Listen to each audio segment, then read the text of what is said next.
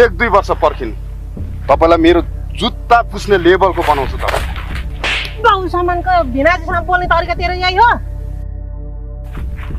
सायद यो मेरो आफ्नै साला भइदिए भए यस्तो बोल्ने थिएन होला आशा। हजुरले ठिक भन्नुभयो, मैले उसलाई भाइ मानेर गल्ती गरेँ। यस्ता सडक छाप गुण्डाहरूलाई त माया प्रेम नाता गोता कुनै चिजको मतलब नहुँदो रहेछ। म गुण्डा होइन दिदी, समय र परिस्थितिले गर्दा म गुण्डा भएको। समयले मान्छेलाई कहिले पनि नराम्रो गर्दैन, बरु समयलाई मान्छेले नराम्रो गर्छ। सत्य कुरा तँलाई कहाँ पछ र?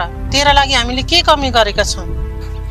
हो दिदी, म मान्छु हजुरहरूले मेरो लागि धेरै गर्नुभएको छ, तर म त्यसलाई धर्म मान्दिनँ। किनकि सहयोग गर्नु धर्म हो भने मैले उसलाई सहयोग गरेँ भन्नु महापाप हो। धर्म त तैँले मात्र गरेर रहेछ, हामीले त पापै पाप गरेर रहेछ होइन त? हिजोसम्म त मेरो भाइ थिइस्, आज रहेनस्। त्यस्तो नभन्नु न दिदी। किन हामीसँग छुटेपछि भिखारी हुन्छ जस्तो लाग्छ? जतिखेर पनि धनको घमण्ड। आफ्नै दिदी भिनाजु भए यस्तो कुरा भन्थ्यो?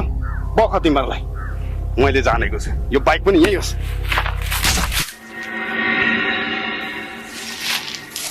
बुढा, त्यसको तर्फबाट म माफी माग्छु। यसमा तिम्रो के गल्ती छ र बुढी? मैले उसलाई भाइ मानेर गल्ती। तिमीले त्यसलाई भाइ मान्नु तिम्रो माया र संस्कार हो, तर त्यसले तिमीलाई दिदी नमानु उसको घमण्ड र अहङ्कार हो।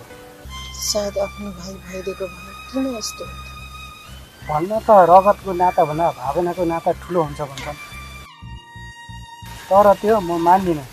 किनकि पराई मान्छे आफ्नो हुँदैन र आफ्नो मान्छे पराई कहिले पनि हुँदैन। हजुरले भनेको कुरा एकदम ठिक हो बुढा। म लाठीलाई के थाहा, यहाँ जोडेको नाता पनि तोडिन्छ भने। जे हुन्छ राम्रैको लागि हुन्छ। एकजनासँग नाता तोडिन्छ भने 1000जनासँग नाता तोडिन्छ। रात पछि दिन आउँछ भन्ने जस्तै नराम्रो पछि राम्रो पनि एकैचोटि। त्यही त होला। जाउँ।